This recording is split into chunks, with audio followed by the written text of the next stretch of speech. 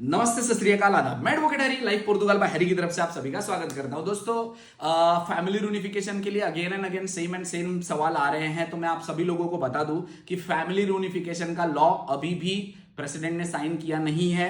अभी थोड़े टाइम पहले न्यूज भी आई थी कि अभी प्रेसिडेंट जो है वो सारे पार्टियों से मिल के बात करेंगे, कंफर्म करेंगे, उसके बाद वो अपना एक्शन लेंगे। तो उस हिसाब से मैं आपको बता दे रहा हूं कि कई लोगों का अभी भी सवाल है, सर अगर हम प्रोसेस स्टार्ट कर दे, मतलब कोर्ट केस कर दे, तो हम तो फिर लॉ के पास होने के पहले आ गए ना, तो क्या हम नए लॉ के साथ अफेक्टेड होंगे? तो हाँ, बिल्कुल अफेक्टेड होंगे। बेसिकली आपका जो लॉ लागू पड़ता है आपको, वो कोर्ट से लागू नहीं पड़ता, आपके अपॉइंटमेंट के डेट से लागू पड़ता है। मतलब आप अपॉइंटमेंट पे जब जाते हो, उनको डॉक्यूमेंट्स देते हो, तब वो चेक करेंगे अगर लॉ पास हुआ है आपका बायोमेट्रिक जिस टाइम पे है, या आप अप्रूवल के लिए जब अपॉइंटमेंट पे जाते हो, तो उस दिन अगर लॉ लागू हो गया होगा नया वाला, तो आपको 2 साल के बाद वाला ही कार्ड देना पड़ेगा, फिर उसके अकॉर्डिंग ही डॉक्यूमेंट देने पड़ेंगे। ठीक है। अगर लॉ लागू नहीं पड़ा है, फॉर एग्जाम्पल आपकी अपॉइंटमेंट है अभी आज है, ठीक है, आज आपकी अपॉइंटमेंट है, तो अभी तक लॉ पास नहीं हुआ है, तो आप अगर सबमिट कर देते हो, तो सबमिट करने के बाद अगर लॉ पास होता है कल को, तो वो आप पे लागू नहीं पड़ेगा। बट अगर आपकी अपॉइंटमेंट है और ऑलरेडी वहां पे लॉ लागू हो गया है, तो आपको नए लॉ के अकॉर्डिंग करना पड़ेगा। अभी तक लागू नहीं है, तो आप टेंशन लेने की आपको जरूरत नहीं है।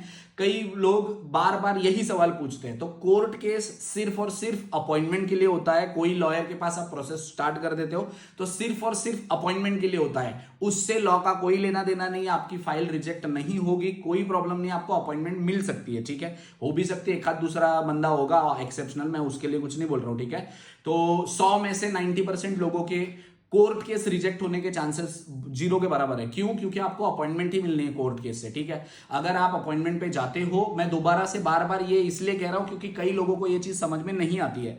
तो जब आप अपॉइंटमेंट पे जाते हो और वहां पे डॉक्यूमेंट सबमिट करते हो अप्रूवल के लिए, या आपकी फैमिली यहां है और वो बायोमेट्रिक पे जाते हैं, तब अगर लॉ लागू हो, नया लॉ अगर पास हो गया होगा और वो लागू होगा, तो आपको प्रॉब्लम आ सकती है। अगर लॉ अब नहीं लागू है, आपके बायोमेट्रिक है या अप्रूवल के लिए आपने सबमिट कर दिया है और उसके बाद लॉ पास होता है, तो फिर आप पे लागू नहीं पड़ेगा। बेसिकली बस यही चीज मुझे आपको बतानी थी। ठीक है, तो फैमिली यूनिफिकेशन का भी प्रॉब्लम नहीं है। माइनर्स के लिए तो नया लॉ भी कोई प्रॉब्लमेटिक नहीं क्रिएट करेगा, कोई चक्कर नहीं है। माइनर्स अगर आपके साथ यहां है, या इंडिया में है, या पाकिस्तान में है, नेपाल में है, आपके होम कंट्री में है, बांग्लादेश में है, तो भी कोई प्रॉब्लम नहीं है। माइनर्स को तो आप वैसे भी बुला सकते हो। ठीक है, ये रहा अडल्ट के लिए, मतलब वाइफ और पेरेंट्स के लिए होता है बेसिकली अफेक्ट करेगा आगे चल के।